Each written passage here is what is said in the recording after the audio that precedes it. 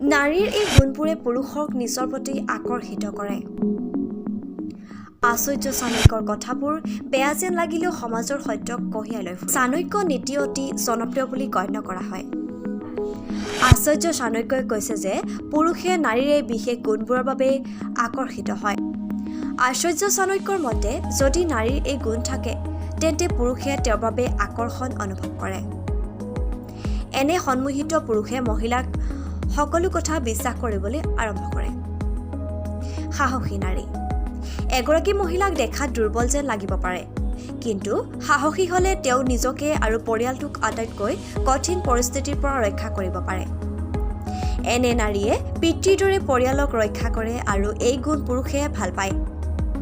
ই এক প্ৰকাৰৰ নিৰ্ভৰশীলতা হৈ পৰে যে পুৰুষজন ঘৰত উপস্থিত নাথাকিলেও ঘৰৰ মহিলাসকলে দৃঢ়তাৰে পৰিস্থিতিৰ সন্মুখীন হ'ব পাৰে।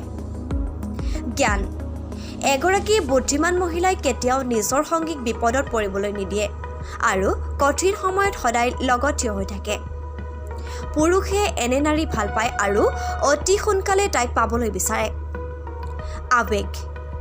আৱেগিক হোৱাটো দুৰ্বলতাৰ চিন বুলি গণ্য কৰা হয় আৰু ইয়াক নাৰীৰ দুৰ্বলতা বুলি কোৱা হয়।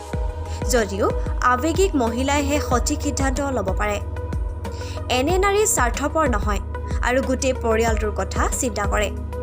সেইবাবে পুৰুষে এনে এগৰাকী নাৰীক নিজৰ উন্নত অৰ্ধেক হিচাপে লোৱাত পিছুৱাই নাযায়।